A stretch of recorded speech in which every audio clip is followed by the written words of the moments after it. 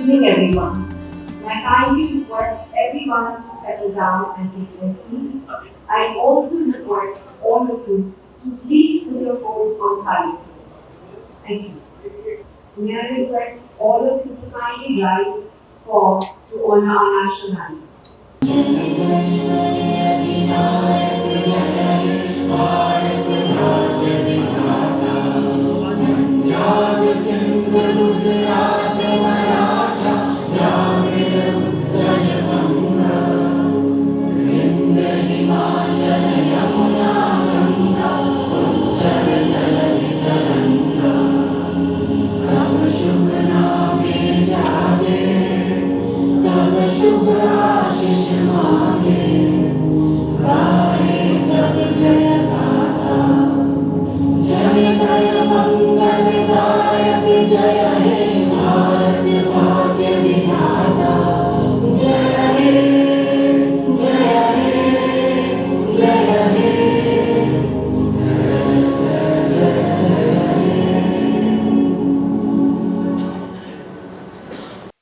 I, Pooja Khanna, Ehsaas Woman of Dehradun, welcome you all to an exclusive unveiling event, Kitaab, organized by Prabha Khaitan Foundation in association with FICCI Uttarakhand. Today's book launch for the book titled Swallowing the Sun, authored by Mrs. Lakshmi Murdeshwar Puri, and this iconic property of 5th century promises to foster discussions on literature, society, and culture, while also serving as a platform for collective conversations. A very warm welcome to today's chief guest, Shri Lieutenant General Gurmit Singh.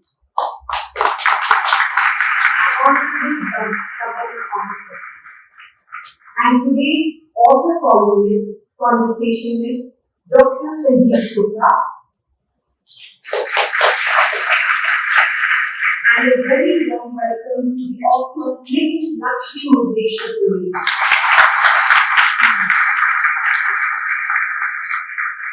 While the dignitaries truly require no introduction, but allow me the privilege of briefly highlighting their exceptional contributions. Lieutenant General Gurmit Singh, who is known for his military deftness and proficiency in the Indian Army, is presently directing the destination of Governor of Uttarakhand.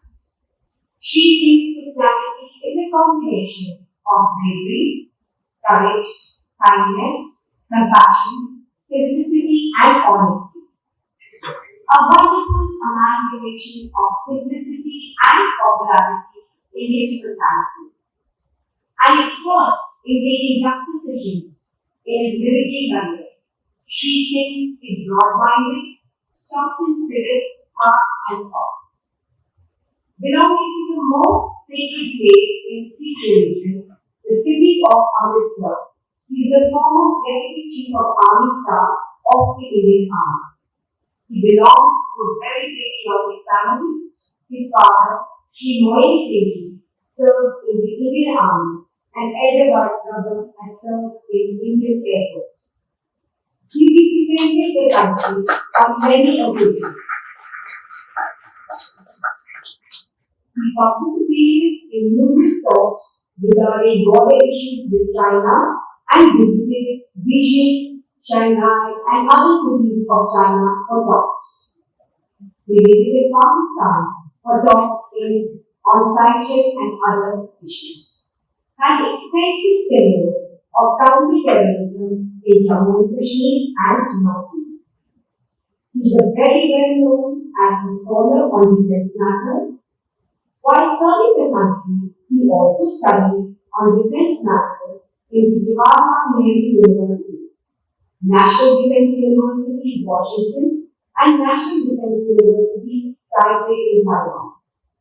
For 2 years, he researched on India-China border issues. As an Adjutant General of the Indian Army, worked on human resource management.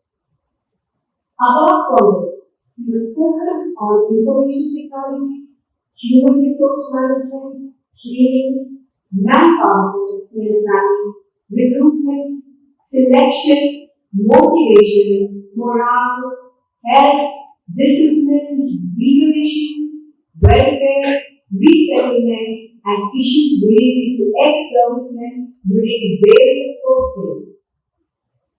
He had a special attachment with soldiers and warriors and commanders.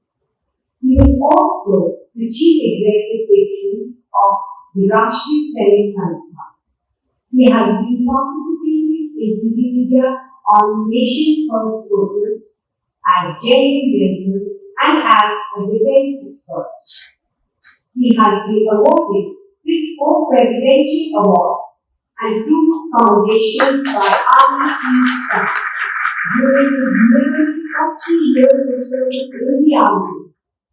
Param Vishish Seva Medal, Uttam Yudh Seva Medal, Ati Vishish Seva Medal, and Vishish Seva Medal. We have also served in Batra in Uttarakhand during his tenure. It would not be an exaggeration if it is said that the conscientious, dedicated personality of Shri Gurmit Singh is the legacy of our nation. The philosophy values, lifestyle of such personalities would be unique present to our current generation. His personality and thinking are based on the path laid down by Guru Nanak Dev Ji and Guru Gobind Singh Ji. Apna sach khande base nirantar and Nishay kar apni jeet kar. A very warm welcome to sir. We are so happy to have you. Thank you. We also have with us today authors, columnists, and conversationalists for this evening, Dr. Sanjeev Chopra.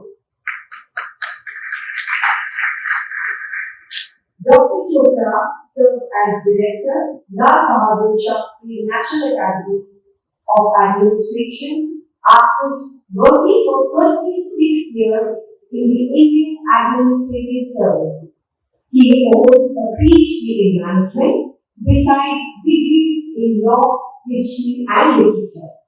He curates the Valley of Words Festival in Dehradun every year.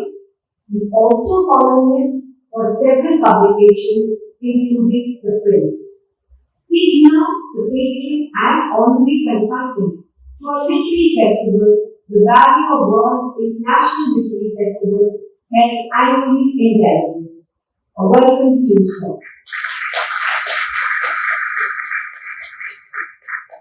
Now allow me to introduce today's star author, Mrs. Lakshmi Murdeshwar Puri.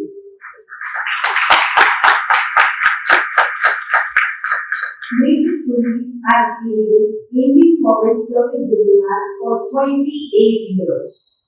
She served in leadership positions at the United Nations for 15 years, most recently as its Assistant Secretary General. She was a leader in the first global organization to promote gender equality, UNWO, for 7 foundational years. She is the recipient of the Eleanor Roosevelt Awards for Human Rights, among others. I would now formally request and call upon Anindita Chatterjee, Executive Trustee, Prabha Khaitan Foundation, to felicitate our guests.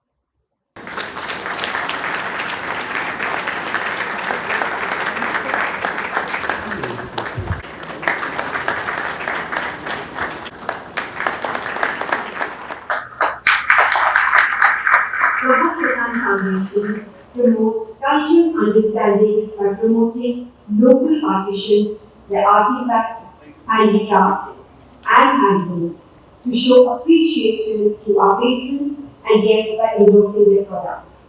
Highlighting the relevance of the same, today we are pleased to felicitate with the ethnic handloom staff Adya, which Anindita just celebrated. I request Ms. Anuradha Malla, Komal, Batra, and Chairperson Ms. Charu Chauhan from FICCI to please facilitate our guests.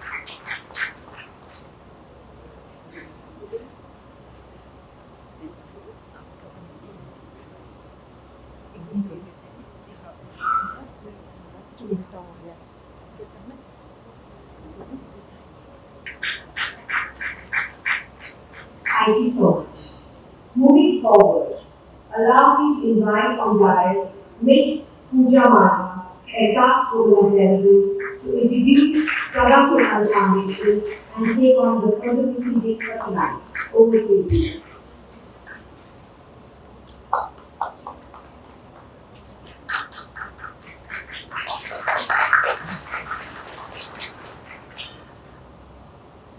A very special good evening to our chief guest, Honorable Governor Sir, and to everyone in the audience. Thank you so much for being here. Before we continue with the evening's proceedings, allow me to introduce to you Prabha Khaitan Foundation and its assorted area of works.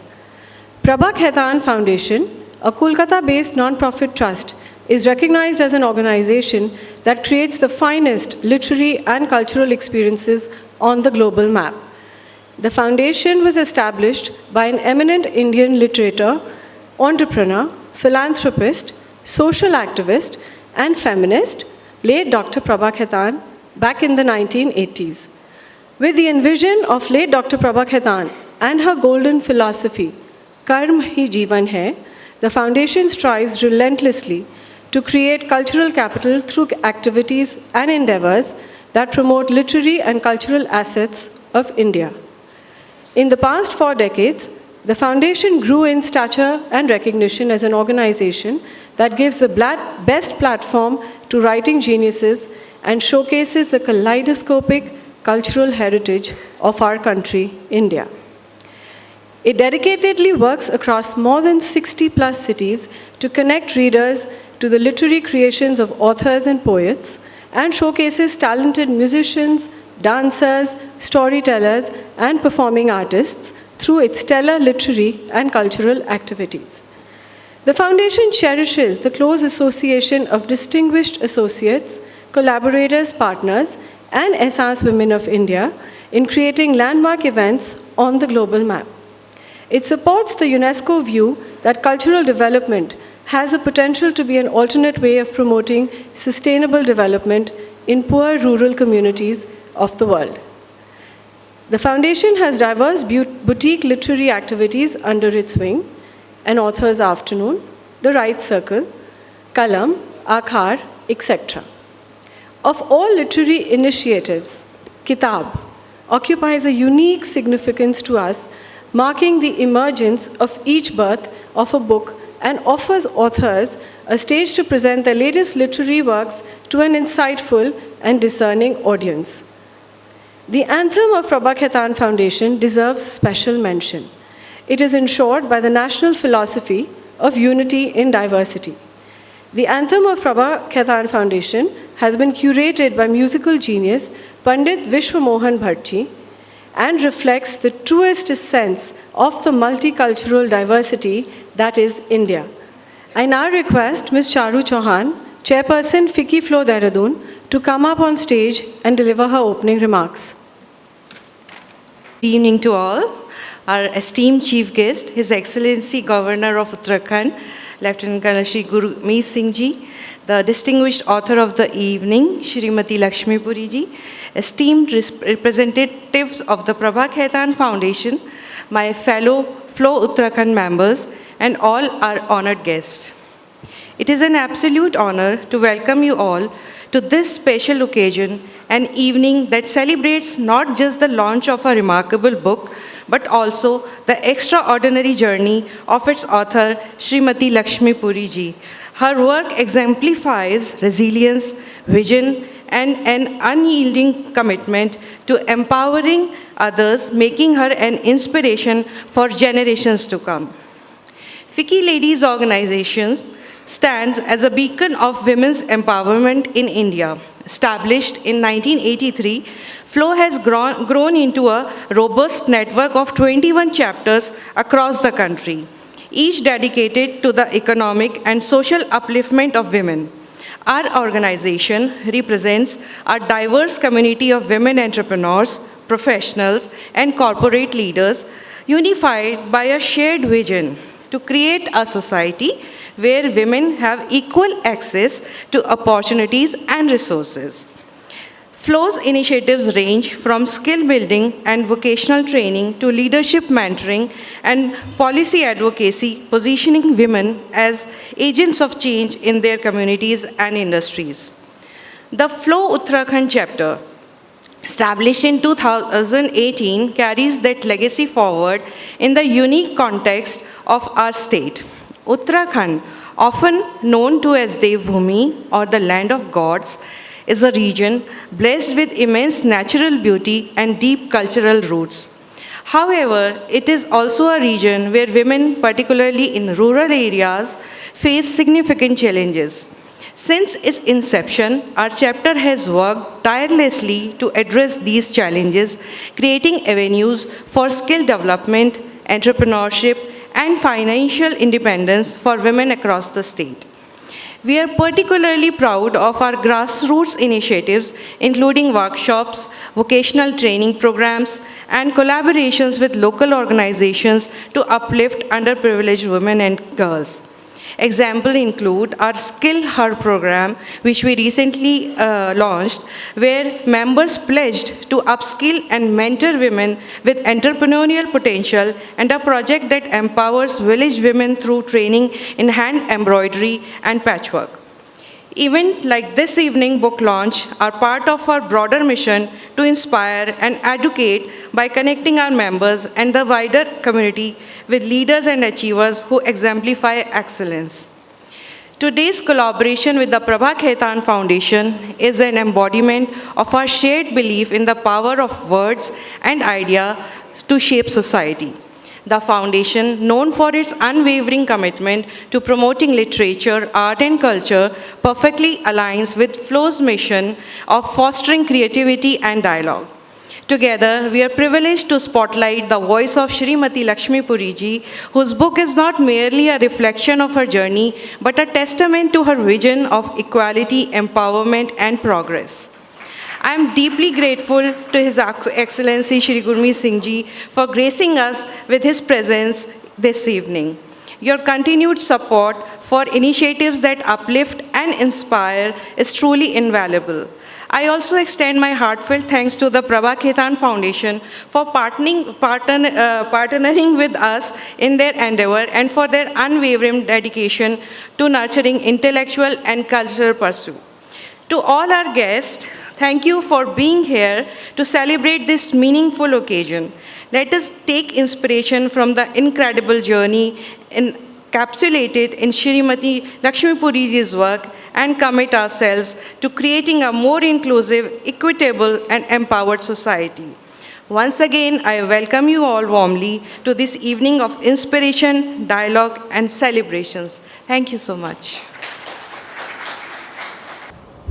And now the moment that you want to for, the bookmark ceremony, may I please request our chief guest, Honorable Governor Sir, to unveil and launch Swallowing the Sun, authored by Mrs. Lakshmi Murdeshwar Puri. I request Mrs. Puri and Dr. Chopra to please join us on stage.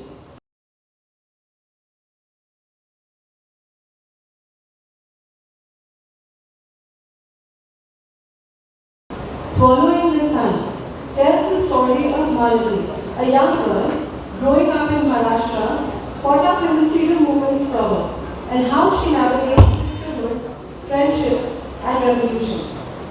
Swallowing the Sun by Lakshmi Murdeshwar Puri is unputdownable and beyond all expectations. I now request Lakshmi ji to please come up on stage and share a few words with us.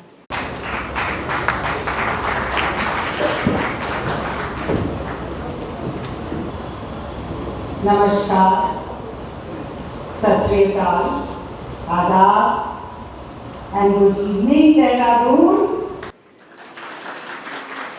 and Uttarakhand. It's indeed a very special pleasure for me and a privilege for me to be here in Dehradun, the capital of Uttarakhand, but in itself, a world that is so rich in culture, in literature, in education, and I'm told it is the city of love. So thank you for all those who made this happen, and I want to acknowledge that. But first of all, the Honorable Governor of Uttarakhand, Lieutenant General Gurmit Singh ji, I'm deeply grateful and honored that you could join us this evening to launch my book here.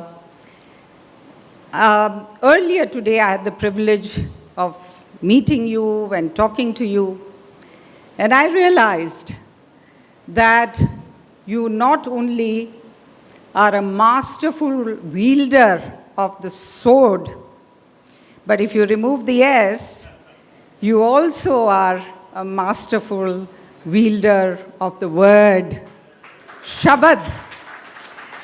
So thank you, and you have been a patron of the arts and culture and literature, so it befits your being part of this and blessing this occasion.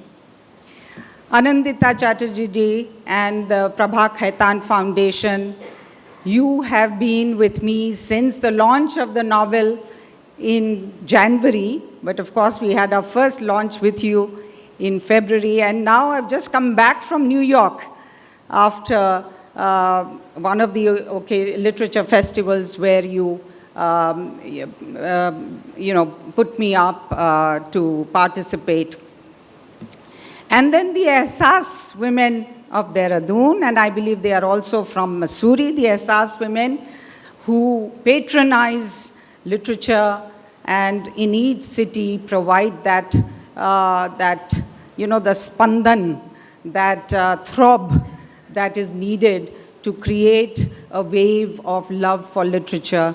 And I particularly would like to thank the two Poojas, Pooja Marwah and Pooja Khanna. And then, of course, the other partner, but the very, very important and indispensable partner in this evening who's hosted this launch is FICCI Flow and Charu Chauhan ji. Thank you so much for taking on this and coming on board to really bring also the community, as you put it very beautifully, that the industry, the women in industry, women in entrepreneurship also have a larger scope for engaging with the world of literature. So thank you so much for being partners in that. Sanjeev Chopra ji, the master animator of everything literary in Dehradun. Thank you for being my dialogue partner, writing a brilliant review and supporting. And I look forward to our dialogue this evening.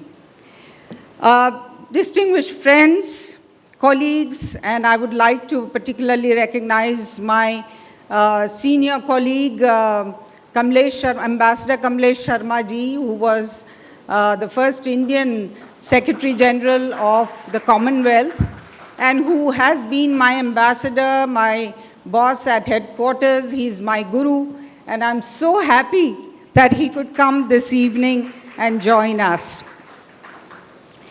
All of you, my larger family and friends here, thank you for coming in such great numbers. And please stay till the end, get the books, and get me to sign those books. Now, what can I say about the book that encapsulates its soul? I feel like a pilgrim coming to this Dev Bhumi of Uttarakhand, bringing this offering of this swallowing the sun. And I can say that with confidence because so much of this book and this creation, the wellspring is the Indian civilizational and spiritual wellspring.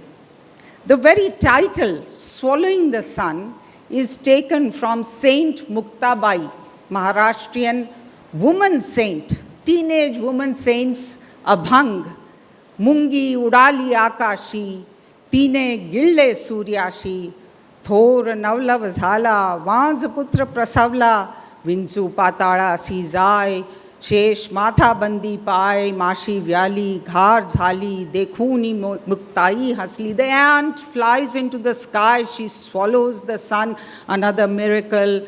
A barren woman gives birth to a son. The scorpion burrows down to the nether realms, and the snake king Shesha bows down at its feet. And the housefly begets a hawk.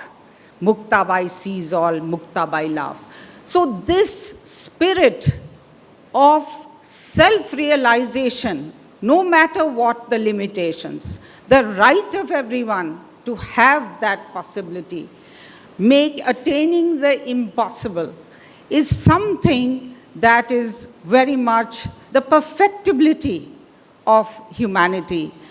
All of that, the deathlessness of human spirit, all of that is reflected in this book, the story, and also the themes. And so I feel very much there is the Shakti, and there is the Bhakti, and there is the self-realization of every kind in every breath that this book takes. Now, not far from Dehradun is the Mussoorie Hills, and I began my journey of empowerment as an Indian diplomat and later as a global diplomat there. And I met my soulmate, Hardeep Singh Puri, there. So this Dehradun and its environments have a very, blessed aura for us. So I'm very happy to also come back for that reason and bring my book, in which there is so much of us reflected also here. It has been a karma bhumi of freedom fighters as well, and now freedom keepers. You are a much, the Honorable Governor is a much awarded and honored freedom keeper and keeper of our borders. So this is also intrinsically the freedom struggle from the eyes and from the lives of young people. How did young people in that generation, ordinary people in that generation, how did they go through the baptism of engaging in the freedom struggle, and how did they become extraordinary? How did they contribute to India's freedom? And this is also, as a history student, I've always felt that we must memorialize certain periods in history. A period which is so significant, which is so enlightened, and yet, of course, tumultuous. It makes for, of course, great storytelling, but also it resonates with the present and is a prophet of the future.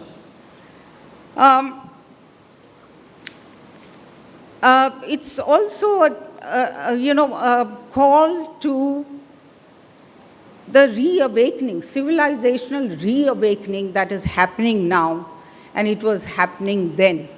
And I want to bring that back, that sensibility back. There was a cultural renaissance happening in places like Maharashtra. In fact, many people say this is the first novel in English which brings forth the richness, the beauty of Marathi culture, music, poetry, theater, all of that. So we are also in the midst of that same ferment, that same renaissance, cultural renaissance. And then most of all, we are in that the stage of really that inflection point as we look ahead to 2047, our Viksit Bharat goal, that we bring all these energies together and young people take on the responsibility. We are, in history, we have the largest, youngest cohort of youth. And that is going to be something that's going to take us forward or not. So they have to take responsibility just as these young people did many, 100 years ago. They took it upon themselves to reimagine India and to reimagine themselves, their societies. The social reform part is the other part of this novel that comes through. Now, Dehradun, as I said, in its avatar as the city of love, I bring an epic love story, a grand romance of the kind that many people say has not been written in recent times, a family saga, a coming-of-age tale, and I hope it is as original as it is fresh and as historical as it is contemporary. Also to Dehradun, as a center of education, I bring live examples of how transformative education can be for individuals and countries. And then, this is also, Uttarakhand is a place which venerates its ancestors. So it is my tribute to not only my ancestors, but all of ours, yours and mine. And I would like to recall a poem of Malashri Lal, my friend, whose blessing I always carry when I think about this book. May you honor your ancestors whose genes sleep deep within you, those who fought for freedom and kinship for little women, and I would add men such as you. So that is the spirit in which this has been dedicated. It's not a biography, but it is very much modeled on my mother and my father, their lives, and inspired by them. And my Nanaji, Baba in this book is very much modeled after him. He was a pioneer in social reform, particularly girls' education and fighting against child marriage and child motherhood, and enabling his daughters to, soar the sky, swallow the sun. So that is the biographical context, but it is very much a fiction, an act of creation. And many of the characters I have very happily played God with in creating. So I would also like to lastly say, let me evoke the spirit of the novel, which is also the spirit of New India, by quoting a poem from my novel, which is taken from N.V. Tilak's poem.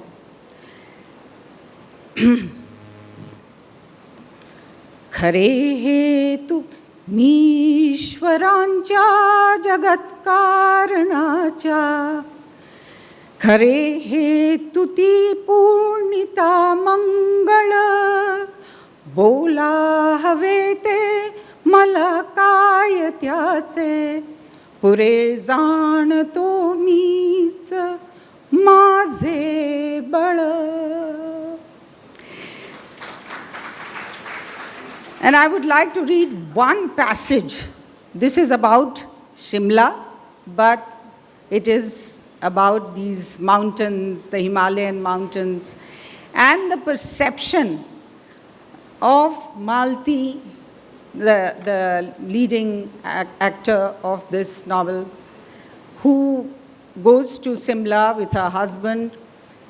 Partition is just taking place. The independence agreements are being signed. And the British are on their way out, and the natives are coming in, and Indians are reclaiming their universe. So this is about that. Shimla had an allure that was integral to it. No one could take that away. Their eyes detected a new self-assurance in the stunning visions of the red sphere of the sun, rising from behind the steep-sided Himalayan mountain ranges, permeating everything with a golden light of hope realized of India's multitudes.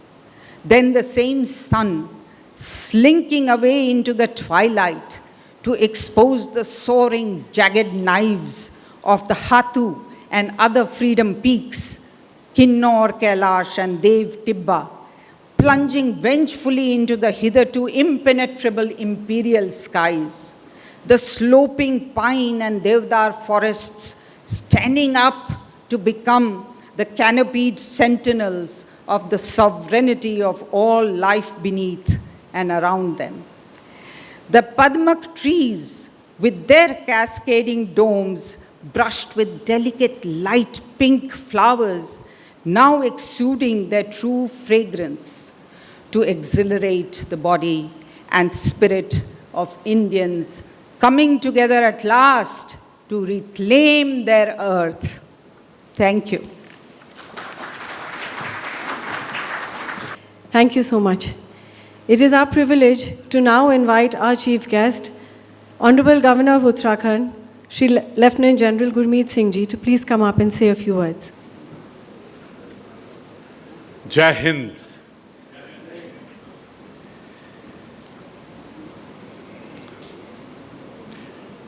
Right at the beginning, I like to convey our big appreciation and compliments for coming out with this book. In fact, my first interaction with the book was when I read these three beautiful words, swallowing the sun. So I thought for myself that I'll not open the book, let me just digest these three words. I thought probably this book is about Hanumanji, because he's the one who dared to swallow the sun. But as I went through the book, and believe you me, I read the book in one go, one sitting. It was so captivating. It was so captivating because it has been written from the soul. And the most touching aspect of this book is, it is written for your mother. अपनी माँ के लिए ये किताब लिखी है. माननीय प्रधानमंत्री जी ने हम सबको आह्वान किया है कि हम एक पेड़ माँ के नाम. As such, this concept really touched me. Throughout my life, whenever I filled any document, I was asked, son of so-and-so, my father. But I could never ever express or put down the name of my mother. And when I did that, Ek Ped Maa Ke Naam, I felt so happy when on the plaque my mother's name was written. And this book is dedicated to mother. मेरे को तो लगता है कि आज की शाम का सबसे बड़ा सबक ये है कि क्या हम सब ये प्रेरणा लें कि एक किताब माँ के नाम. Each one of us, we are in total awe of our mother. We want to tell the world what I learned from my mother. But how many of us has done it? What leadership Lakshmi ji has done? She has written a book for her mother, and she's expressed through the deepest recess of the soul. और ये कहानी इतनी सुंदर है, इसका जो the environment, the ecosystem in which it has been written, it's so beautiful. Maharashtra, born in 1907, when she was 17, 18, she came to Bombay. Just imagine Bombay of 1925. And how, in her parents' house, the way she was brought up. In fact, मैंने एक चीज देखी है, हमारे भारत में दो जगह हैं, एक महाराष्ट्र और एक बंगाल, जहां पर we take care of bringing up our children, जो हमारी कल्चर, सभ्यता, संस्कृति, जो मूल्य हैं, वैल्यू हैं, we bring them up in that. And same way she was brought up. And when she came to Bombay, what changes she went through. And she saw something which she had learned, that she's got to do something for the nation. She changed, she understood, she changed into English, she changed into the dynamics of metropolitan. And then how she enjoyed the freedom struggle. I think that's the beauty of the book. इस किताब के अंदर में बहुत सुंदर, it's page number 130. It's very beautiful, beautifully expressed that Maharani Chandravati ji, she addressed the graduating students with the ease of an eloquent orator. I can make out that sense there. But what she says, this class of 1925 graduating from our ashram will always be special. This is how special content is brought up into thought, ideas and perception. Those who go into the forest first have to hack down the fleas and thorny bushes, grapple with the dangerous animals, clear the way, make it safe for others that follow. We will be watching you very carefully. She's telling the students who are breaking into different, who are crossing the horizon. You have to cut down the trees of prejudice, blocking your way. What a challenge. The demons of exploitation, you must defeat. The new fertile fields of fulfillment, you have to create for women. कभी कभी मेरे को ऐसा लगता है ये जो word women है ये इतना पावरफुल है और हम तो उत्तराखंड में बैठे हैं. उत्तराखंड में एक चीज मुझे समझ में आई कि उत्तराखंड के women and girl child is the I think the best in the entire world. कभी कभी आज सुबह मैं एक जिक्र कर रहा था, एक पंजाबी इनोसेंस होती है, how you look at the English words. So there is a saying which used to go amongst us in the school कि जब अंग्रेजों ने इंग्लिश बनाई तो भगवान के पास में गए और कहा कि सर आज से हम आपको गॉड, जीओडी गॉड बुलाना शुरू करेंगे. तो गॉड ने भी सोचा ये वर्ड डॉग के आसपास वाला वर्ड है, पता नहीं क्यों इन्होंने चूज किया है. But God is a big personality, he is the one who is a creator. He said here after any word, English word which will have O as second letter will have my blessing. He gave it to mother, M-O. He gave it to woman, W-O. And all beautiful words which he made had O as second letter, love, money, honey, vote, note, power. लेकिन ये जो भगवान ने बोला था O as second letter, which looks most emphatic with these two words, woman and mother. और ये जो किताब है ये अपनी माँ को बहुत करीब से देखकर to learn from her and to share that learning with entire humanity, उस पैराग्राफ में आती है ये किताब. इस किताब के अंदर में बहुत सुंदर एक चीज लिखी गई है कि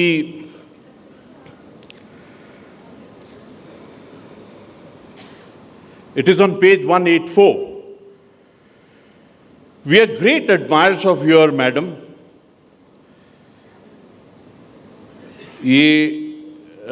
Whenever there were difficulties in our journey, we were inspired by the women like you to push ourselves to the farthest. Your fearless advocacy on women and girls' rights, including on birth control, is so badly needed in India and is a powerful tool for transformation. We salute you for ceaselessly exerting yourself for India's freedom. Malti said, her face tingling to Anne intense gaze, Anne Besant. And she replied, you educated Indian girls are the wellspring of my life's mission now. The right kind of education is the arrow of Rama, one solution for all that ails India and Indians. My work for India's freedom also includes attaining the two freedoms simultaneously. You cannot have a free India if her women are shackled by ignorance and by men. Kitna deep baat kaha hai. And therefore, I think the challenge for us, how to create an environment of real and deep women empowerment which is required. ये किताब बहुत सुंदर है. There are 412 pages. There are 60 parts. Each part is 6 to 7. And आपका हर एक part के साथ में एक रिश्ता बन जाता है, हर एक पार्ट के साथ में एक इमोशनल बॉन्ड बन जाता है, एक भाव और भावना आती है.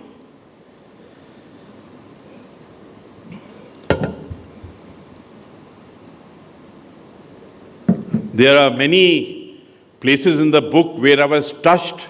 I read the paragraph again and again. And we saw who all have given their beautiful observation on the book. So everyone out here in this family, और मेरे को आज एक बहुत खुशी है कि देहरादून को किताबों से कितना प्यार है. Ma'am, I would like to tell you that here we got valley of words. Here, I think our relationship with books, सोच विचार और लर्निंग के साथ में बहुत गहरा रिश्ता है. In Dehradun, I think from Dronacharyaji's time, I think we are absolutely on the path of learning. And for us, this moment is very exciting that such a book which is making us realize that how India got its independence, how the women contributed in that, and what is the richness of our culture. ये तीन चीज हैं. The protagonists in this book are two, Malti and Kamala ji. And the person who gave them the environment to grow was their progressive father. And the entire setting was of the freedom movement. हमारे को मैं कहूँगा कि ये जो crusade है women empowerment का, freedom का, विकास का, ट्रांसफॉर्मेशन का, मॉडर्नाइजेशन का, it is still on. That's why very beautiful word she used. She said it's historical and it is contemporary at the same time. There's a lot to learn from this book.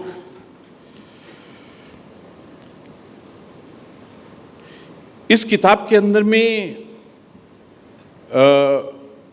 I am very happy that Uttarakhand by जो हमारे नीति आयोग है उन्होंने पूरे राष्ट्र में हमको प्रथम स्थान दिया है. And that is because we been following the SDG sustainable development goal. और ये जो SDG 5 है which is regarding the gender equality and empowering, this is what books contribute to. I would say not only to Indian women, it is to the entire humanity, पूरी मानवता के लिए और पूरे विश्व की महिलाओं के लिए एक बहुत सुंदर किताब है. Very beautiful thing that when you go through the book, you relate to your rich culture.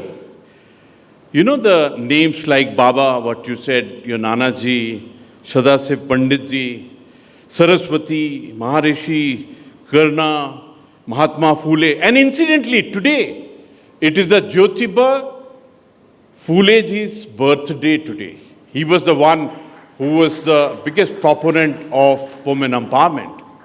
And what a coincidence, I was telling her in the morning, कई कार्य भगवान खुद अपने हाथों में लेते हैं. ये कार्य, इस पुस्तक का लॉन्च करना उत्तराखंड की देवभूमि की धरती से भी अपने आप प्रभु का एक खेल ही लगता है कि इतना पवित्र दिन है, देवभूमि है. और हमारा, for me, out of the 5 missions which I've got, the most important mission is the women empowerment and the girl child welfare. मैं जब भी किसी यूनिवर्सिटी में जाता हूँ कॉन्वोकेशन के अंदर में, तो I find 60 to 70% of the award and PhD are taken by हमारी बेटियां. मुझे ऐसा लगता है कि जो हमारी महिलाओं का, हमारी बेटियों का योगदान है, और आने वाले समय में 2047 जो विकसित राष्ट्र, आत्मनिर्भर भारत, और सबसे बड़ी बात ये है, अगर हम अपने सभ्यता संस्कृति को पहचानेंगे, and if we understand the power of words, power of thought, ideas and perception, then nobody can stop us from being wish guru. मुझे ऐसा लगता है कि हमारी सोसाइटी के अंदर में पहले कुछ सालों से ऐसा लगा कि जो सोशल मीडिया आया, क्या this will take us away from the book reading. पर इतने हमारे परिवार के इतने सदस्य आज यहाँ आए हैं, मुझे लगता है कि book reading is never going to go away. My compliments to you that by your this book all of us are going to get motivated into the whole art of words, thought, ideas, and then putting it down the book. इस किताब के अंदर में जिस प्रकार आपने बताया, जो मुक्ताबाई जी हैं, she was a saint and a poet, 13th century saint, और उन्होंने बड़े सुंदर तरीके से जो आपने बताया कि ये swallowing the sun किस प्रकार से आया, और उसमें बहुत सुंदर तरीके से उन्होंने बताया कि किस, I wanted to do a research and I will further do research on this, how to create beliefs, आपकी सोच विचार की शक्ति को कैसे प्रबल और सुदृढ़ बनाया जाए. By what she said, swallowing the sun, actually it indicate that it empowers an ant which flew into the sky and she swallowed the sun. कभी कभी मेरे को ऐसा लगता है कि swallowing the sun, जैसे मैंने कहा कि ऐसा लगता है कि हनुमान जी के बारे में है.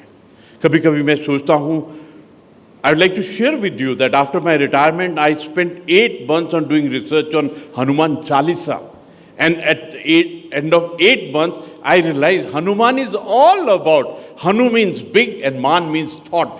कितने विशाल आपके सोच विचार हो सकते हैं, इतनी बड़ी सोच कि आप धरती में खड़े हैं and you think that I will swallow the sun. आप वहां पर संकट आया हुआ है लक्ष्मण जी के पास में, and you come to Uttarakhand, और संजीवनी बूटी के लिए पूरा पहाड़ को अपने हाथ के ऊपर ले जाना. This is all the marvels of thought which is there. इसके अंदर में बहुत सुंदर एक और एग्जाम्पल दिया है about a barren woman giving a birth to a child, कि किस प्रकार से हम बिलीफ से, it's very wonderful. Sometime when I look at the word belief, innocence से मैं जब देखता हूं तो मुझे लगता है कि BE और F के बीच में तो लाई है, LIE, lies between BE on one side and F on other side. लेकिन बिलीफ इतना तगड़ा है कि वो लाइफ को भी एकदम स्ट्रांग कर देता है. कोई तो कहेगा कि ये लाई है that barren woman gave birth to a child, but belief is the one which can create that magic. It also talks about, जो आपने कहा, one scorpion goes underground and the snake bows to him. Basic message ये है कि everything will pour down to a thought, ideas and perception. लेकिन आपकी सोच विचार और धारणा कितने स्ट्रांग है. Ma'am, all this has been ignited by your book. My big thanks to you.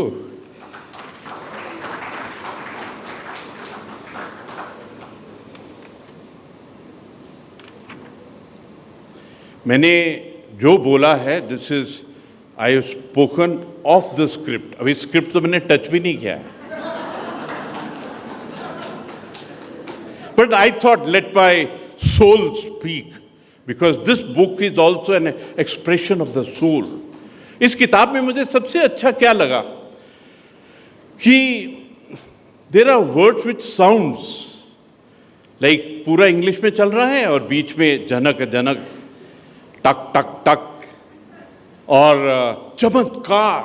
There are few words which cannot be translated into English at all because they carry our संस्कृति, हमारी भावना. मेरी wife भी कभी कभी पूछती है मुझसे, ये भावना कौन है?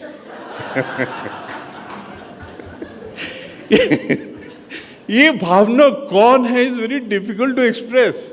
ये भावना अंदर से ही, आत्मा से ही आती है. तो ये जो किताब है, जब आप पढ़ेंगे तो आपको उस भावना के साथ में आपकी मुलाकात होगी, जो भावना at the soul level is expressing to others. And let me tell you, this book is also an art of how you read your parents, how you read the deeper thought in your parents. Throughout life we observe them. At the end, we want to talk about it. I'm definite about it that she's been an outstanding and exclusive diplomat, an Indian diplomat, the best in the world. She's been trained in writing, पर इनकी English से, इनके expression से कहीं नहीं लगता है, क्योंकि जो ब्रिटिश वालों ने हमको इंग्लिश सिखाई थी वो इंग्लिश कहीं पर भी झलक नहीं आती है. मैंने इसीलिए जानबूझकर I worked very hard in my life to learn English. When I joined the Sainik school, my only aim was to learn English. और मुझे बहुत खुशी हुई when I went to Washington, National Defense University, Washington, and in my syndicate I had a British officer with me. And I told this British officer, I said, look, you have learned your English from your cousin and aunties and uncles, but I learned it from my teachers. I learned it sitting under the table lamp. Every time I made a mistake, I got a rap on my knuckle. I said, you write one page and I'll take out 20 mistakes out of that. Lekin, this book is in English, but the soul is deep and deep and deep Indian. And that deeper desire, I can make out when I said this word Jai Hind. What was the value of Jai Hind, which जिसने हमको सबको, सब आत्माओं को इकट्ठा किया and gave us freedom, amount of the struggle, amount of pain, amount of suffering that we went through. In fact, this is actually a story of that period. I must do justice to the script. I will read one paragraph out of it.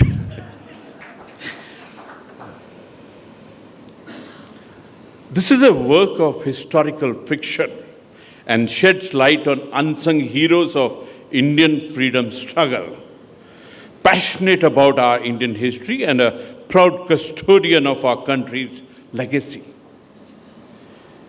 Legacy is a big word. I deeply value any endeavor that revisits and celebrates the sacrifices made for our independence. एक और बहुत सुंदर paragraph लिखा है. It's much more than a novel. It is in many ways a tribute, a salute, a Jai Hind to the ordinary men and women whose extraordinary courage shaped the narrative of India's freedom. Let's clap for it. While reading this book, I found a story of personal memory, familial history and national pride. वो जो pride होता है ना, अपनी जड़ों में, धरोहर में, DNA में, that is what you will enjoy in this book.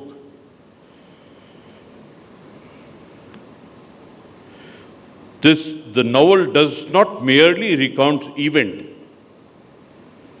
It immerses readers in rural Maharashtra. You can smell Shivaji. You can smell the Maharashtrian culture and the depth. You can see the bustling streets of Bombay during the freedom movement.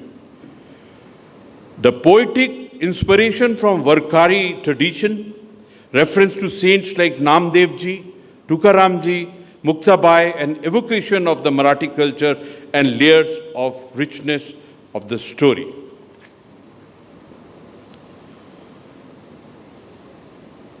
I think what sankalp, what resolve we take from this book, I feel our youth who are the custodian of India's future must read such narratives. They need to understand the sacrifices that secured our freedom and responsibilities that come with it. Through its strong female characters, this book also offers, ये बहुत सुंदर लिखा है, it offers an empowering message to young women, encouraging them to dream fearlessly and act decisively. ये जो dream है, ये जो संकल्प है, ये जो रिजॉल्व है, at the same time the challenge to transform, modernize, and to get on to the next evolution of where the woman should be.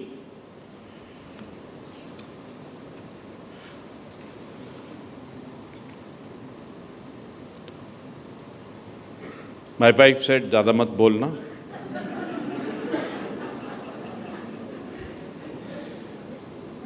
Therefore, in conclusion,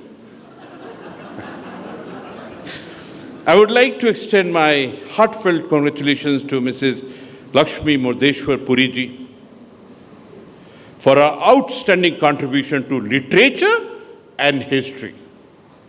Your work will, अगर ताली मारनी है तो जोर से बजाइए.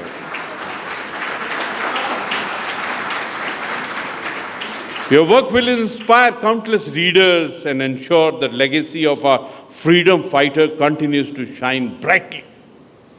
Let us take a moment to honor the sacrifices of the unsung heroes who made our independence possible. Let us carry forward the spirit of resilience. आपने दो words use किए, renaissance and resilience, unity and hope. I would like to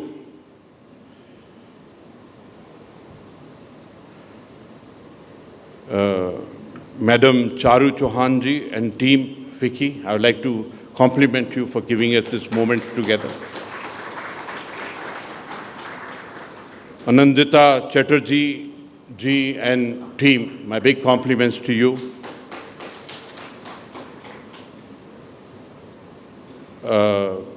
Sir, Ambassador Kamalesh Sharma ji, big thanks to you for coming for this moment and encouraging each one of us. And big thanks to Dr. Sanjeev Chopra War. What is this war? Sanjeev Chopra Valley of Words. Gita जी, बहुत सुंदर लग रहा है कि आप इस event पे आई हैं, and deep thanks to you. And to each one of us sitting out here, big thanks. आपने एक चीज प्रूव की है कि Uttarakhand, Dehradun is in the pursuit of learning and we love books. Thank you so much. Namaskar, Pranam and Jai Hind. I request for our audience to be seated. Can we have Dr. Chopra on stage and Lakshmi ji, please? Over to you, Dr. Chopra. Good evening, friends. It's always very difficult to follow up on a session in which the governor has spoken, because he's very good and he's very powerful. And but you know, both Lakshmi ji and I will try to carry on with that spirit. You know, first of all, I mean, the governor has welcomed you, but let me tell you, this is the only city where a bookshop has not closed, because you come across the country, whether it is Mumbai or Jalandhar or Delhi or anywhere, bookshops are closing and sari shops are coming up. Yeah. This is one city. Sorry? Yeah. Okay. Yeah. As I was saying, this is one city where no bookshop, more and more bookshops are coming up. This is one city where libraries are flourishing. This is one city where we have a literature festival a week.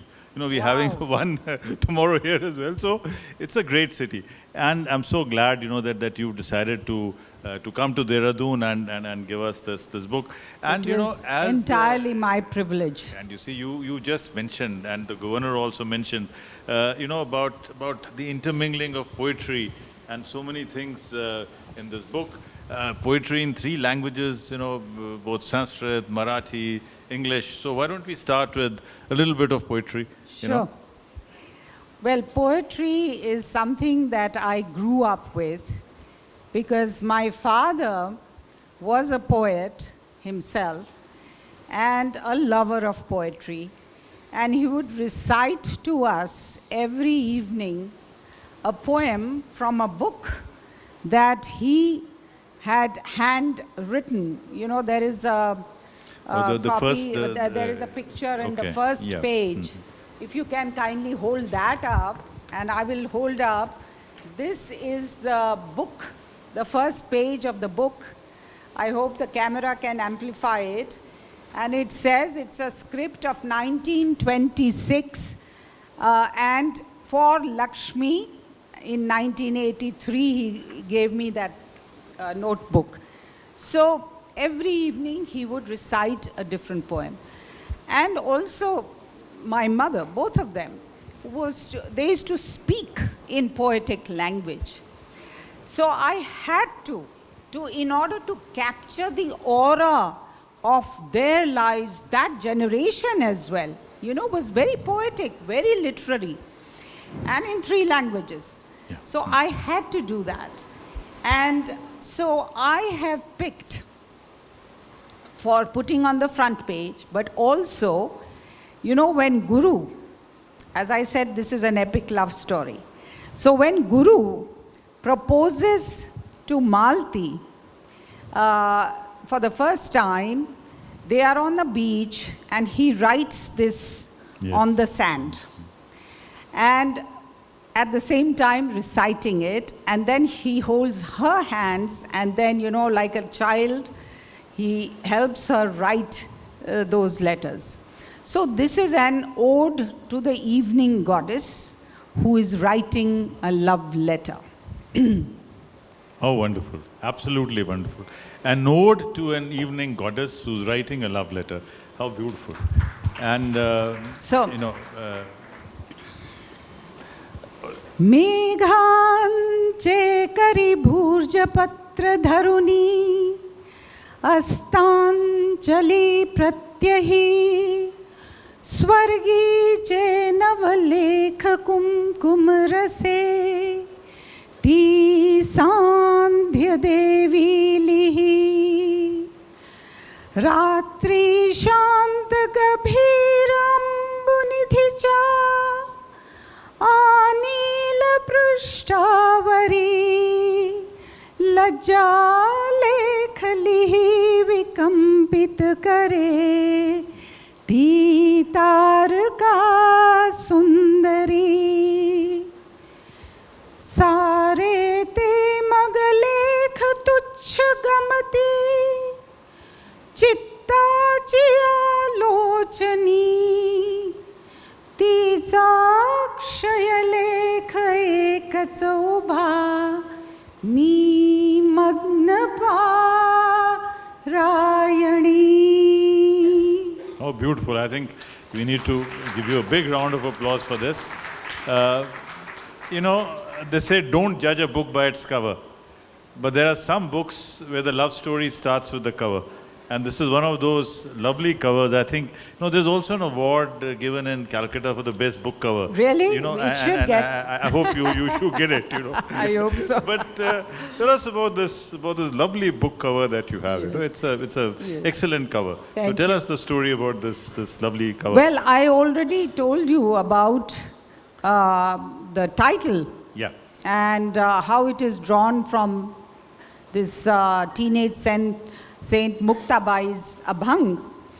And the spirit of that, I've already recited it, and the spirit of that is, and it permeates all the major themes of this novel, which are, first of all, about the right of everyone to realize their potential, to realize their dreams, to dream big, as was being said, and that nothing is impossible. It's only impossible until it becomes possible. If you keep faith, if you dare, if you persist.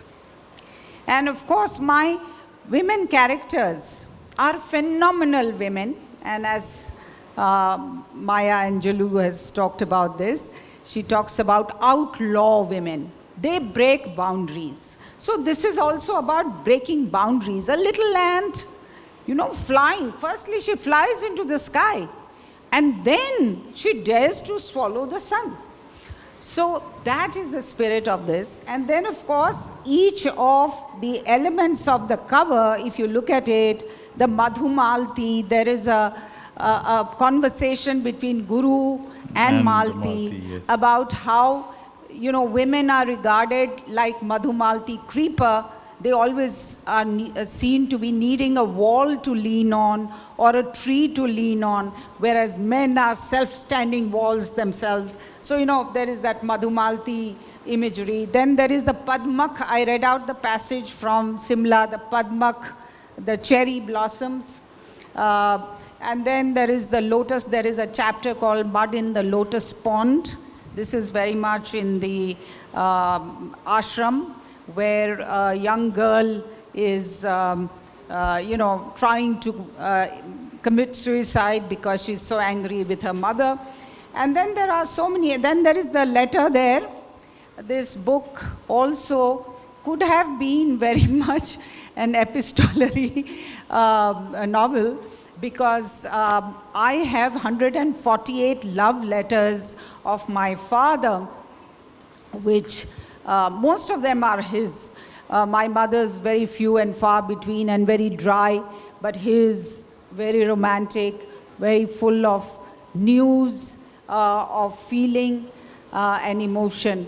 So, it's trying to capture, and the little ant is there on a leaf on the side, just to indicate. And the whole color is about the sun having been swallowed. What would it look like? That's the imagination.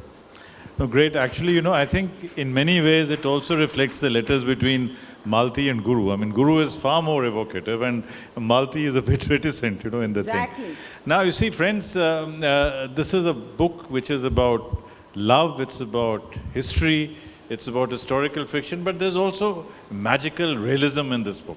There's a lot of magical realism in this book.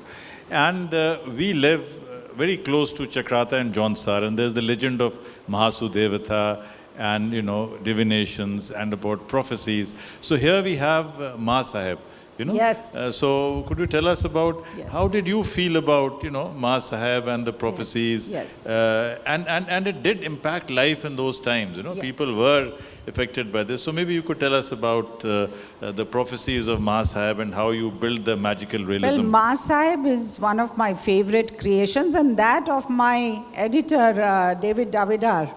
When I first sent him the script, one of the characters he really loved was Ma Sahib and Sarla, Yes, apart Sarla from is- Malti and others. So she is this, again, an outlaw woman who is afflicted by divine madness. Why? Because she either gets visions or she is visited upon. Mata aati hai unke andar. And then she's visited upon, and so she then is able to look into the eyes of the people she's beholding and tell them foretell their future, the premonition and this supernatural, preternatural power that she has. But then she is seen, she also has other eccentricities, she gets fits. So that's why she's discarded as the first wife and has to be relegated, although with dignity, into the Chota Ghar, and she is labeled as mad.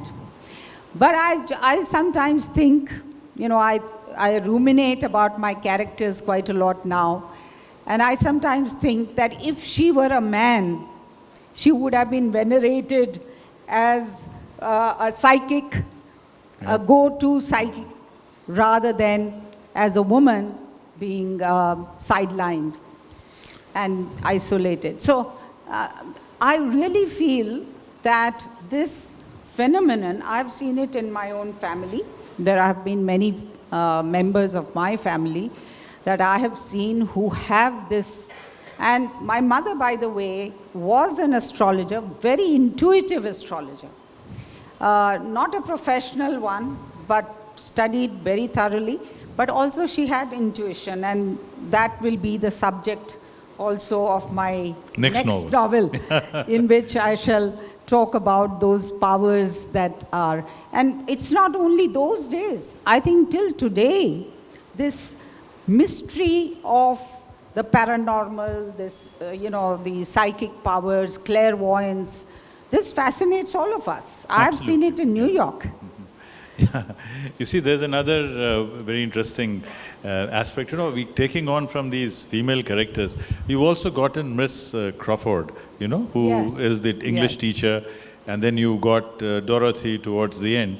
You have a very sensitive portrayal of these British women as well. Yes. And that's something which I noticed, that you've not treated them as, villains or as, as heartbreakers or homebreakers or something. But there's a lot of character in Miss Crawford, and she's also a victim in many ways of. No, you put it very beautifully about victims of the empire. Yes, victims of the empire. Yes. Now, these two, I love these two British women characters, but overall, I think I have been very fair to my British characters, whether they are British professors or whether they are Guru's bosses in the district collector or the judge. And where they are, as in the case of Lord Irwin saying that, yes, that 600 years, in 600 years India will be ready for its independence. I've, castigated them. But there are others who were very good. So I have indeed these two characters, as you rightly said, are women. It's very interesting. There is a conversation between Guru and Malti and Kamala about how the British are promoting women's education, women's empowerment. But where are the British women in the Raj? That's a very important aspect. Yes, so there's no leadership. They come as attachments to the men. Yes, I mean, compared to that, actually, the Indian women, whether it is Annie Besant or Sarojini Naidu or... So that's the conversation that happens. And so these are in many ways, but I would disagree with you that they are victims, because they are both strong women.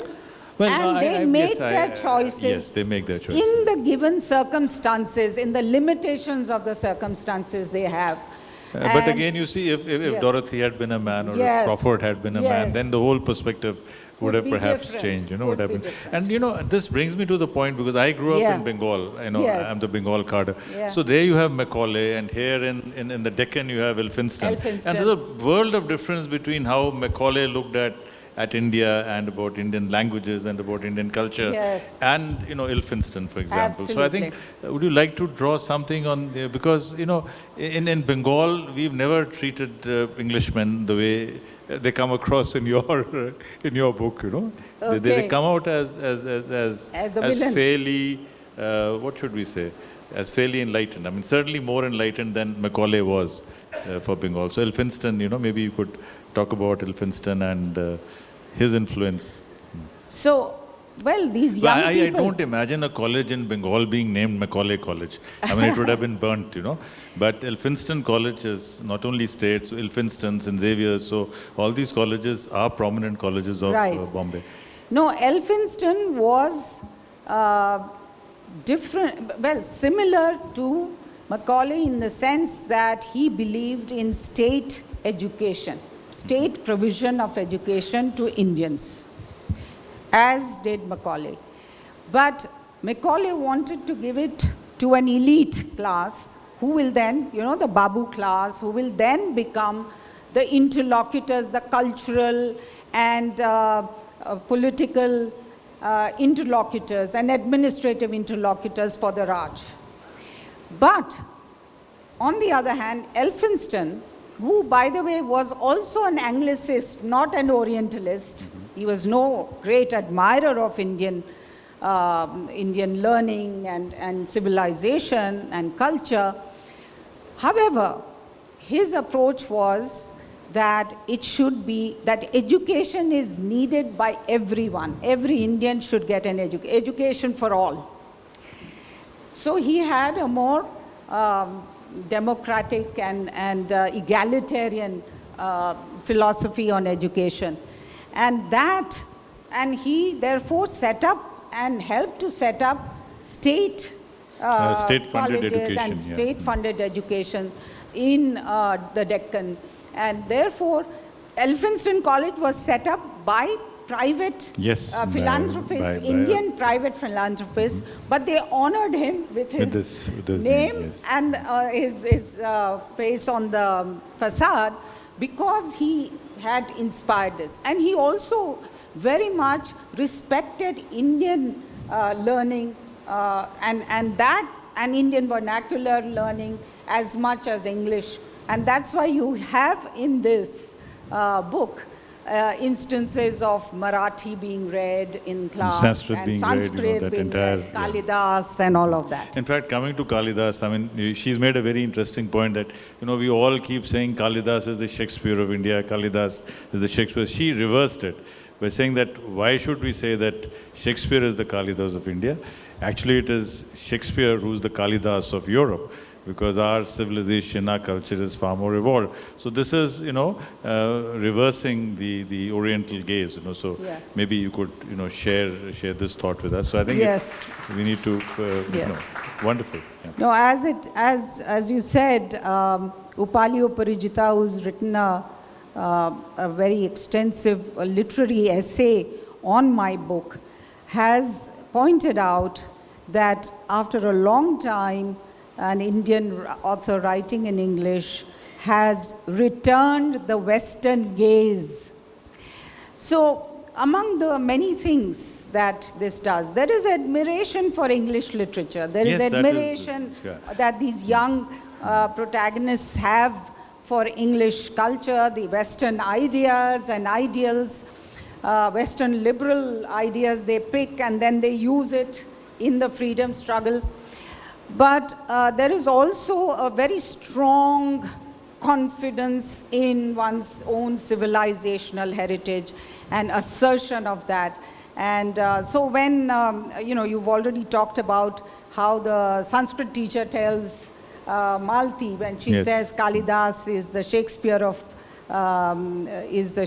of India, he says, no, he came first and he is greater. And it's Shakespeare who is the Kalidas. So in that, she is, you want me to read something from Meghdut? That will be wonderful, yes.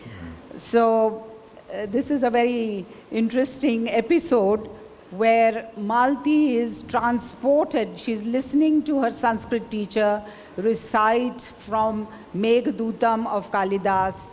And she's closed her eyes and he thinks that she's gone off to sleep. So he kind of wakes her up and says, are you listening? So she says, yes, I was so wrapped in what you said, what you were reciting, that I closed my eyes to concentrate.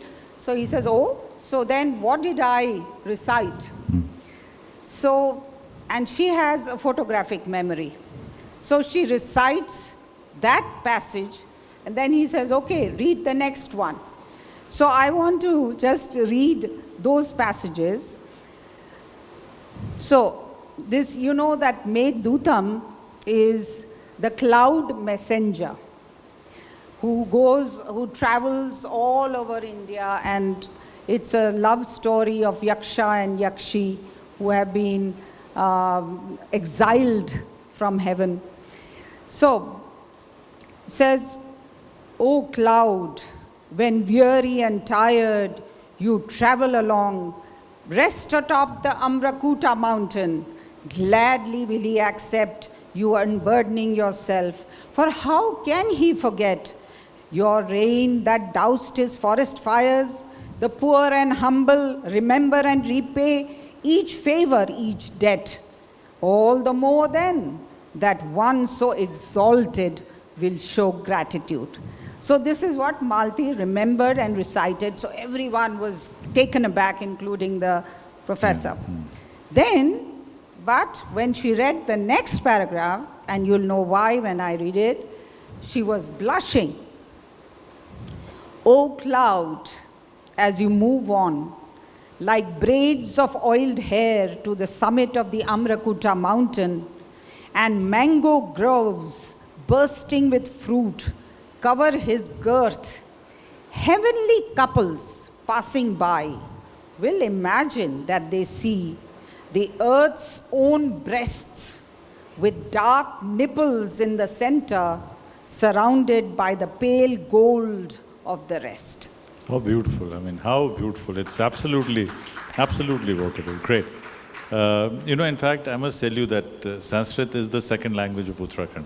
Wonderful, yes. And this year for our Value Awards, we did the other play, we did Abhigana Shakuntalam, and Which is also referred to in this. But students did this play in Sanskrit, English, and Hindi. Wow. So we give them various scenes, and it was really wonderful. So Wonderful. so we give them a classical play, and also told them about some elements of the Natya Shastra. So that's really wonderful.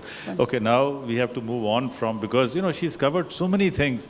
And time is the only non-renewable resource in the world. The only non-renewable resource is time, even though Hardeepji also does a little bit of non-renewable energy. But I think time is something that no one can control. Let's move on from sheer poetry and this to the political struggles of those times. And one of the things that comes up is the two strands of thought that are happening in Bombay of that time. One is the Gandhian thought, and the other is the thought of Savarkar. Now, this is something which is not new today. This means this has been two ideological titans clashing for quite some time. And now clearly Malti's preference is for Mahatma Gandhi, but of course Kaka Sahib and the others, her foster parents, they were more inclined. Yes. Mohan Kaka was there. Yes. So this is a very subtle sort of tension between the Gandhians and the Hindu Mahasabha, between Hind Swaraj and let's say between Hind Swaraj and Hindutva, which is still playing out. Yes. So do you think this can ever be resolved? Do you think this tension is so fundamental, or do you think there are elements that perhaps we can transcend?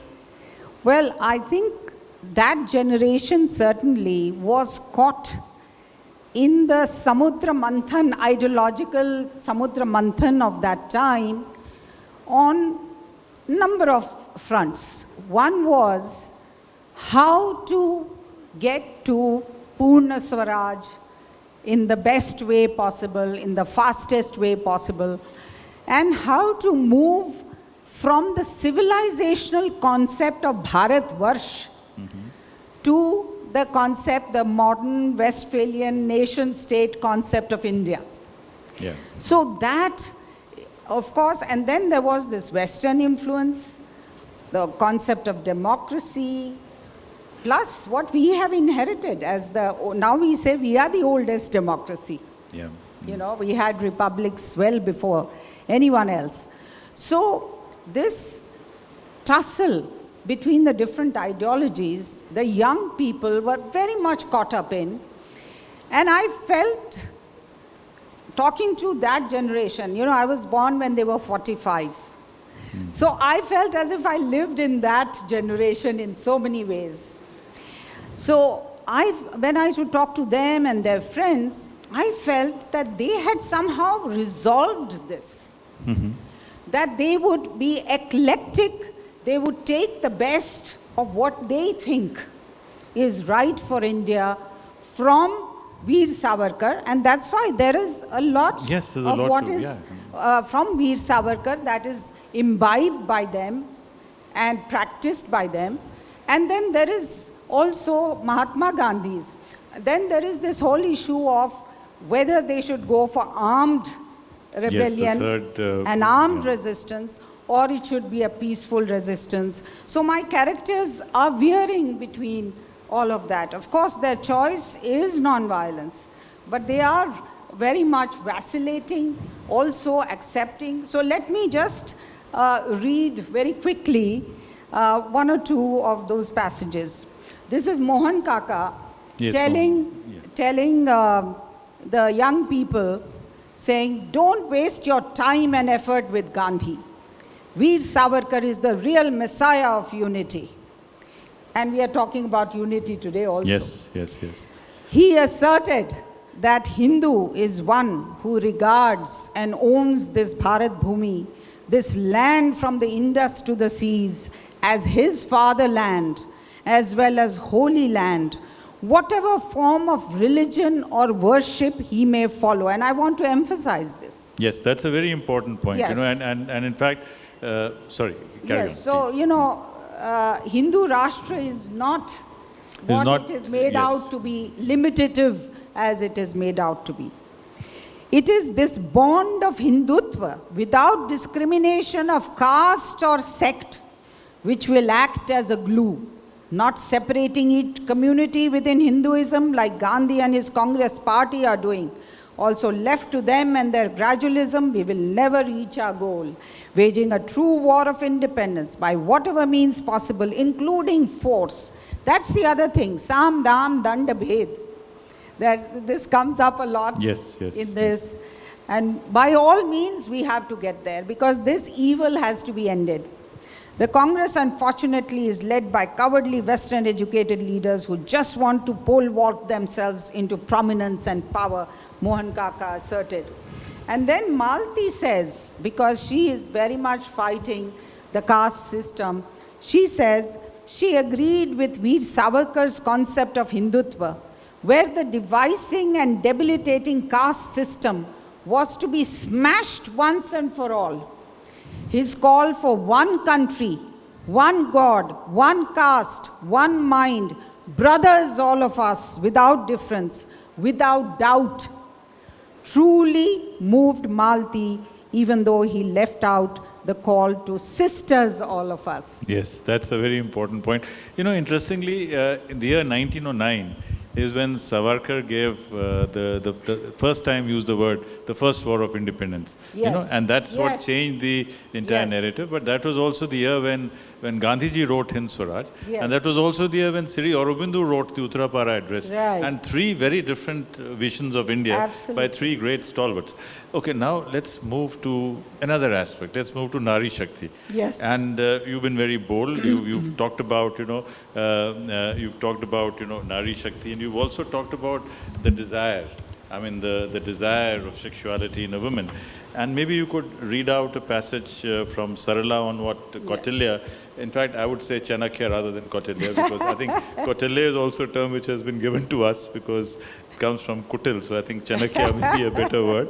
I have to say on this okay. subject. So maybe from page 207, Yes, it's very yes. powerful lines and Yes. very bold lines, Yes. imaginative So this lines. is- And this at is this- Ehsaas, this is a, Yes. so Ehsaas mein, it is Yes. perhaps the best Yes. words, best Because- lines that you can come with. Sarla is this liberated woman who doesn't hold back on expressing her desires, her needs. And why shouldn't she? Because women have far too long been taught to suppress it or not to even feel any desire. So Malti and Kamala, when they meet her, she complains about her husband, that he lacks passion and so on. So Malti jokes with her and says, but women are not supposed to feel passion. Why do you expect? So then she says, you supposedly modern women should know that Kautilya, Chanakya, opined that women are twice as hungry for food than men, and their desire for sex 8 times more than that of men. Of course, he also said that women's astuteness is also double that of men, and their courage 6 times. So, And then when they doubted, because she also had a habit of just joking or she was a bit of an imposter in many ways. So she even read out the Sanskrit shloka.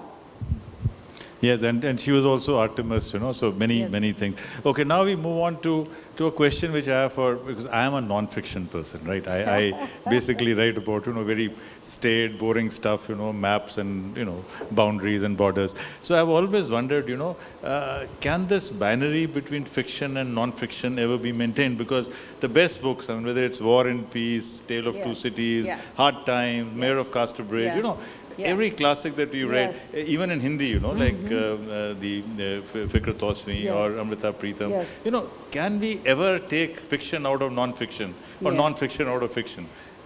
Is it possible? I don't think that's necessary. Yeah. And how much of fact is in fiction or reality is in fiction is not mute. It's not relevant. It's like somebody said that it's like a spider web. The 4 ends of that web are somehow held on to the edges, but it's barely visible. Yes, and it keeps on expanding. Yes, and so many times I'm asked, why didn't you write a pure biography? And I always say that fiction is the best tribute I could give to my parents, because fiction helps me bring out the truth which otherwise would be camouflaged in a biography, in reality. So that's one. And the second thing is that fiction is also about aesthetic bliss, invoking and appealing to the heart and soul, as the governor said. Yes. As much as to the intellect. And I think the fiction writers have an advantage. Yes. You see, you can bring in non-fiction, Yes. but we cannot bring in fiction. So there's an unfair Very well advantage said. which Very fiction well writers said. have. Yes. Friends, Pooja is here at the warning bell, but let's open it up for a few questions. Yes. I'm sure our readers here would have a few questions to ask of our author. If there aren't any, I have many questions up my sleeve, but please go ahead, ma'am. Yeah. Can you pass the mic, please? Do we have a mic there? Yeah, please. Thank you. My compliments on the book cover, and this engaging conversation. I have this habit of just opening random pages and reading. Okay. I opened up page 169 and it was speaking about suffering of the women. However, I'm not going to ask a question on that one. I will ask you to come to the chapter on Isha. You spoke about astrology, you spoke about divination just right now, and this is a chapter that touches upon it. However, my question comes from the second passage. The page number is 213. And this is, I think, the third last line, which says, the girls were learning now that there are many types of truths on the other side of a lie. And that, like Malla, they must learn to keep them in separate compartments. Would you like to elaborate on this? Because this is something that we as women, and I'm sure as men also, run through and are very mindful to not overstep the border of truths and lies and still hold back what we must. Absolutely. Thank You've you. said it. Thank you. No, I think these are the kind of cruel choices many of the characters in the book face, particularly when they are dealing with their participation, their contribution to the freedom movement. So the girls, the context here was, of course, that the girls have been forbidden by their brother-in-law Malak, who, by the way, himself is playing a dual game of pretending to the British resident that he is clamping down, he's coming down heavily on the national movement or the freedom struggle in Vaishali, but at the same time he's supporting, covertly he's supporting the revolutionaries. So that kind of, but he never, on the surface, the truth that he speaks is that he is loyal to the British. But on the ground, he's actually doing the opposite. So similarly, these girls have been participating in various satyagraha activities. They participate in the Simon Commission protests. Later, she, of course, goes on to become a lawyer and defend even Mohan Kaka, who by then has become an armed, revolutionary. So now, for them, therefore, they don't want to give up that privilege of doing all of that by confiding or telling the truth to their brother-in-law that they have to do this. But there is another very beautiful, example that is given here when she has to defend Mohan Kaka, when she knows very well that he is guilty of what he is accused of, which is, armed rebellion against the British Raj under Section 124 of the Act, Sedition Act, and all that. So she goes to Guru and she says, I have this moral dilemma, what shall I do? So then he quotes from Bhagavad Gita, when Krishna is asked by the patriarch who is lying on a bed of nails, he says, how, Krishna, I'm anguished. How can you, a godly person, tell a lie about, Ashwatthama? Yes. Tell a lie. So he says that, in every yuga, there is evil that comes up. And to defeat that evil, one must do what one must do. So, there are all this these... whole concept of Dharma yes, Yoga, concept so it's of, absolutely... absolutely, yeah. The Yoga Dharma, sorry, not Dharma Yoga, but Yoga Dharma. Yoga. Any more questions? Yes, Manoj? Good evening, ma'am. That was amazing session. I can't ask you a question out of the book because I haven't read it. So I'll do that later. But a couple of other things. I've been writing short stories. I can't manage, but a long novel. तो फिरा गोरखपुरी साहब ने कहा कि वो आलम होता है मुझ पर जब फिक्र गजल में करता हूँ खुद अपने ख्यालों को हमदम में हाथ लगाकर बैठता हूँ. So my question is, when you are building this novel, when you are thinking of characters, when you are trying to sort of spin a tale, sir, fiction is very difficult to handle. Non-fiction is easy because you have to go to the facts and you have to build that. Now what I want to understand is the author's mind. When you are conceiving the novel, when you are thinking of writing, how do you build characters? How do you put them together? How do you take forward the tale? What goes on in your mind? Because you can't write everything in one go. You have to then get into the same mood, board the same aircraft for the ship, and then continue. So what goes on in your mind? How do you handle it? That's the question. This is my debut novel, so I'm no authority, but I would only humbly share with you my own journey. I had the privilege of memories, stories that you grow up with, both in your family, around you, amongst your friends. So that provides, the food for building some of the characters that you do. the events that you do, the twists and turns. And then there are the epiphanies that come to you. Suddenly I used to, 2 o'clock at night, I would get up and say, I must now make her die. And I must do it this way. Or I must create such and such character who suddenly appears. So, these are epiphanies that come to a fiction writer. And then there are,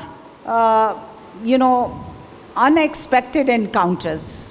You suddenly read something and that triggers a thought process. So it's a mix of all of that, I think, and imagination and... Mahasaab's prophecies. Mahasaab's prophecies. Mahasaab's prophecies, exactly. Something, sometimes I even felt that as if somebody was coming in my dreams and telling me to do a particular thing with my novel or with a character. So it's a very exhilarating process, sometimes very exhausting. But, I started this novel when I was in Budapest, and I wrote 100 pages and I gave up.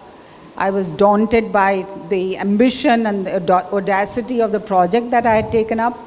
But also I thought I was busy with other things. Then I wrote the 270,000 words novel, the first draft, during COVID, 2020 June to 2021 June, at one go. 10 hours a day, I was writing every day, and I was not moving out of the house. So that allowed me to go on an internal journey, which was also very necessary when you write fiction. In fact, I'm trying to write a sequel. I'm also trying to write, by the way, my colleagues Bhagwant and, of course, Ambassador Kamalesh Sharma ji would be interested to know that I'm writing a fiction on the UN.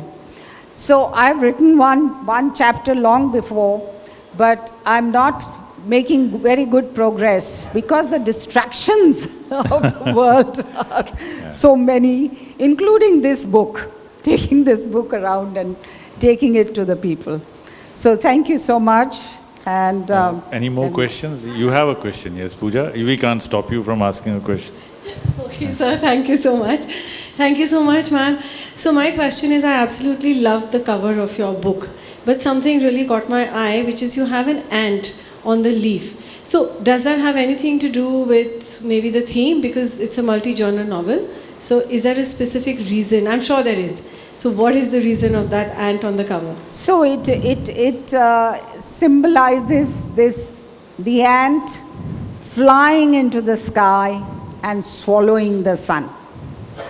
So Okay. that concept. Very interesting. Thank you so much. Thank you. Any other questions? Yes, please.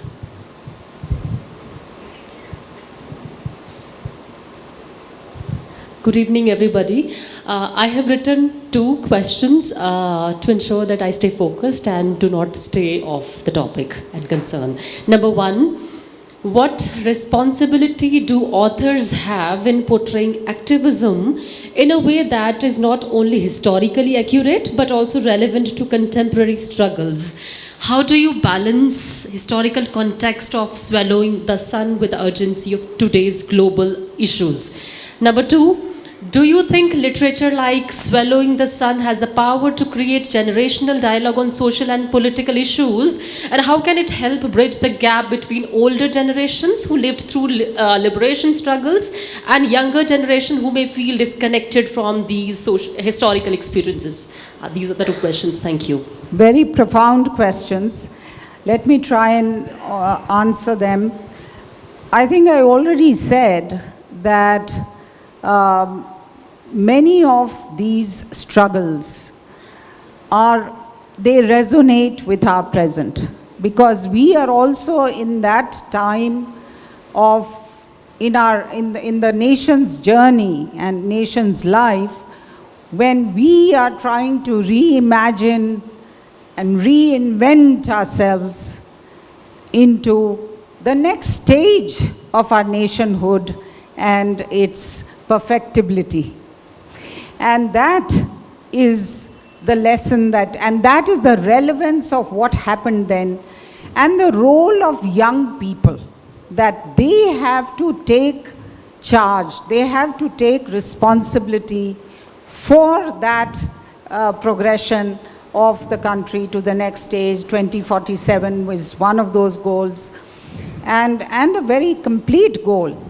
So everything that this book really talks about, the gender equality and women's empowerment issue. 100 years ago, many of these crusades were launched for women's education, for women's empowerment. But it's, so much has changed, but so much remains the same. And we still have to work on it, continue to work on it. Similarly, the issue of empowering everyone, the issue of unity amongst Indians, I think this is something that we have to continue. Building a casteless society without discrimination, and lifting everyone up from poverty. So many of these, the sustainable development goals are in fact, in a new era, they are being redefined, but also can take inspiration from that generation and its labors and its, prodigious labors. Because this is what you need even in this generation. It's another kind of freedom that we are seeking. And it's certainly an intergenerational dialogue, because all the characters, yes. Because, Kamala and Malti, they are talking to Annie Besant, for example, they're talking to Mahatma Gandhi, the Guru goes and talks to Jinnah, so there's a whole set of things that is happening. So I think once you read this... And many of those debates, as you said, Sanjeev, they are with us today. With us even today. And in our envisioning of ourselves as a country, as a people, what do we think of ourselves? What are we taking our country towards? Towards fragmentation or unity? So all of that is very, very relevant. And I hope, and the idea was to remind our young people not to be disconnected. Because as they say, that if you don't learn from history, you're condemned to repeat its mistakes. Yeah. So I think, Pooja, we've had a long time.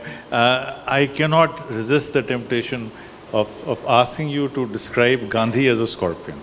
Huh? Gandhi as a scorpion, because no one has ever thought of Gandhi as a scorpion, But so this Gandhi is Muktabai's scorpion. Yeah, Muktabai's. I mean, Muktabai's. But you have interpreted Muktabai's thing.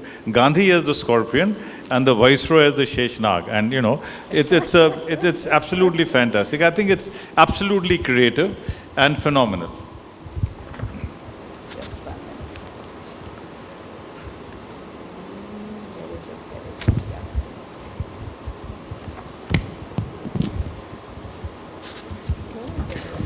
Incidentally, in this book, Gandhi, Annie Besant, Jinnah, they all come out as, and in fact, there's a whole dialogue, between Gandhi and, and the protagonist, that they're talking, and he's saying about how we should get it. There's Madan Mohan Malviya, there is Benares. So, in fact, I think rather than, this book actually tells us a lot. It's like a whole kaleidoscope of those 30, 40 years as we were marching towards freedom.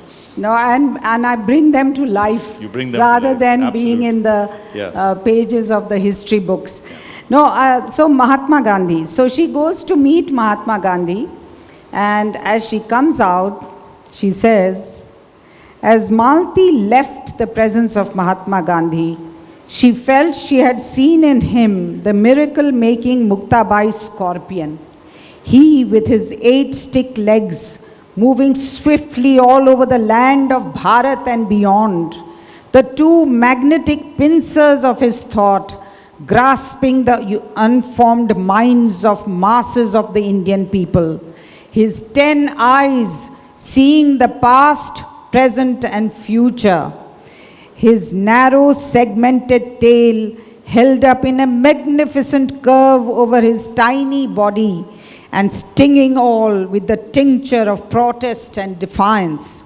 So it courses through the veins of every Indian. He was slowly but surely burrowing down to the nether world of the British Raj. Soon the British snake king would bow his head unfurled before the scorpion of a Mahatma.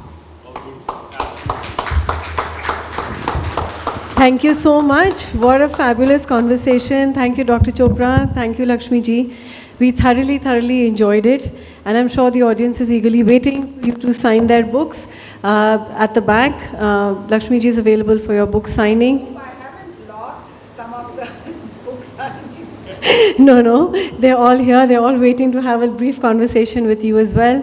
On behalf of the Prabha Khaitan Foundation, I'd like to thank FICCI Flow to partner with us to pull off this absolutely wonderful event. Thank you so much.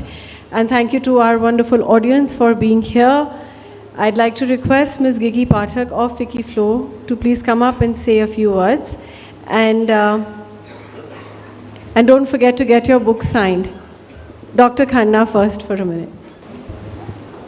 इस सभागार में उपस्थित आज की नायिका और लेखिका Lakshmi ma'am, in conversation Shri Sanjeev Chopra ji और हमारे आज के मुख्य अतिथि माननीय लेफ्टिनेंट जनरल गुरमीत सिंह जी, जो कि और यहाँ पर उपस्थित कमलेश शर्मा जी, जो कि जनरल सेक्रेटरी रहे हैं कॉमनवेल्थ के, Shrimati Charu Chauhan FICCI Flow Chairperson, and Madam Narayani, Executive Director HR and Corporate Administration ONGC Dehradun, और सभी यहाँ पर उपस्थित श्रोतागण, इस सुंदर शाम के आगाज़ के लिए आप सभी का और यहाँ पर उपस्थित रहने के लिए, आपकी गरिमामय उपस्थिति के लिए और इस इवेंट को शोभायमान करने के लिए FICCI Flow की तरफ से एज सीनियर वाइस मैं डॉक्टर गीता खन्ना हार्दिक अभिनंदन और धन्यवाद प्रेषित करना चाहती हूँ। हमारे गवर्नर गुरमीत सर सदा ही महिला उन्नति और सशक्तिकरण के लिए मार्गदर्शन देते रहते हैं। उनकी धर्मपत्नी भी एक महिला प्रेरणा की ज्वलंत उदाहरण है और बच्चों के भविष्य के लिए और उनके सर्वांगीण विकास और चिंतन तथा उनके प्रति उनका स्नेह सदैव ही विदित रहता है। बाल अधिकार संरक्षण आयोग की अध्यक्ष के नाते भी मैं आप सबका और ख़ास तौर पे अपनी लेखिका का धन्यवाद प्रेषित करती हूँ कि आपने आने वाली जनरेशन्स में हमारे उस पास्ट के कैरेक्टर्स को जीवंत करके उनके लिए एक नई राह खोली है, जिसको पढ़ने में शायद उन्हें आनंद आएगा और वो उन्हें हिस्ट्री जैसा कुछ बोरिंग नहीं लगेगा। आपका ज्ञान और संस्कृति के प्रति आपकी आस्था आकर्षित भी करती है और अचंभित भी। UN की इतनी अहम जिम्मेदारियां निभाते हुए भी आपने जो लिटरेचर के प्रति अपना रुझान रखा है वह सच में अनुकरणीय है। आपको मैं बताना चाहूँगी कि उत्तराखंड में कालिदास महोत्सव मनाया जाता है और काली मठ में इसके लिए एक संस्था है जो हर साल कालिदास महोत्सव मनाती है। सावरकर और गांधी जी की डिबेट्स आज भी उतनी ही सत्यापित हैं और हम सबको उनके अनुभवों से एक बात यह तो साफ है कि हमने वॉर में और पीस में सदा ही सुंदर सामंजस्य बिठाया है और भारतीय संस्कृति पूरे विश्व को आज दिशा दे रही है, जिसको हम सब अब अपनी आंखों से देख रहे हैं। समाज और देश की महिलाओं के प्रति आपकी कृति भारतीय महिला के उत्कृष्ट चरित्र वंदन के महत्व को उजागर करती है। आपकी कैरेक्टर, मैंने किताब नहीं पढ़ी है पर अभी एक राइटअप मिला था और मैंने पढ़ा कि आपकी नायिका अहिल्या बाई जी के नाम वाले इंदौर के विद्यालय में प्रवेश पाती हैं। मैं आपको बताना चाहूँगी कि अहिल्याबाई होलकर जी का ये 300वां जन्म वर्ष चल रहा है और उसे पूरे भारतवर्ष में राष्ट्रीय स्वयंसेवक संघ 3 शताब्दी के रूप में मना रहा है। जगह जगह अहिल्याबाई होलकर जी के नाम से वाद विवाद प्रतियोगिताएं और उनके चरित्र से हम अपनी आज की महिला शक्ति को रूबरू करा रहे हैं।